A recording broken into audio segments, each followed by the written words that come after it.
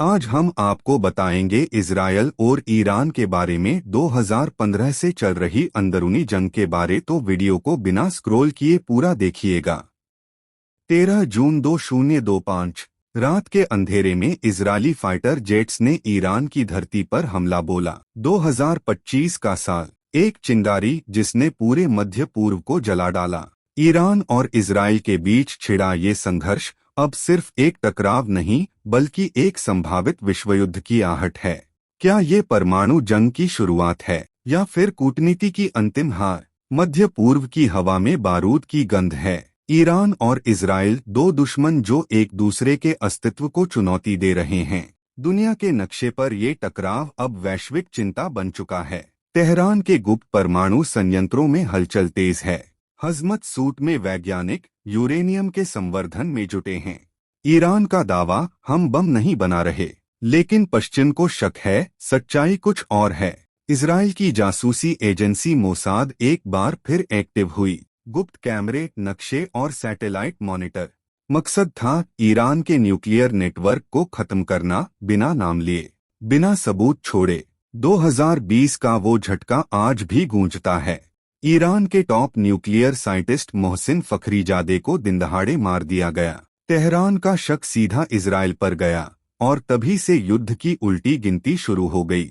2015 की JCPOA deal एक उम्मीद थी, लेकिन अमेरिका के बाहर निकलते ही ईरान ने प्रतिबंधों की परवाह छोड़ दी। अब वो खुलेआम यूरेनियम संवर्धन कर रहा है और इजरायल को ये सीधा खतरा लग रहा है। 13 जून 2025 ऑपरेशन राइजिंग लायन। इजरायल के 200 से ज्यादा फाइटर जेट्स रात के अंधेरे में उड़ान भरते हैं। टारगेट ईरान के न्यूक्लियर और मिलिट्री बेस। इस्फहान, अराक और फारदो में जोरदार विस्फोट, सैकड़ों मिसाइलें, सटीक वार और चुप्पी तोड़ती तबाही। ईरानी मीडिया में ब्लैकआउट, लेकिन सैटेलाइट तस्वीरें सच्चाई बोलती हैं। ईरान ने भी जवाब देने में देरी नहीं की। ड्रोन और बैलिस्टिक मिसाइलों की बौछार शुरू हो गई। तेहरान ने बयान दिया, अब हर हमला दुगने जवाब में बदलेगा। इजरायल की आयरन डोम प्रणाली फुर्ती से एक्टिव हुई। आसमान में आग और धुएं के बीच मिसाइलें एक दूसरे से टकराईं। लेकिन कुछ हमले शहरों तक पहुंचे और जाने गईं। लेबनान से हिजबुल्लाह ने मोर्चा संभाला। सीरिया और यमन से भी गतिविधियां तेज हो गईं। ईरान के सहयोगी अब एक एक कर मोर्चे पर उतरने लगे हैं। तेल की कीमतें आसमान छूने लगीं। ग्लोबल मार्केट हिल गया। एक क्षेत्रीय संघर्ष अब पूरी दुनिया की जेब पर असर डाल रहा है। संयुक्त राष्ट्र की आपात बैठक बुलाई गई, लेकिन सिर्फ बहसें हुई, समाधान नहीं।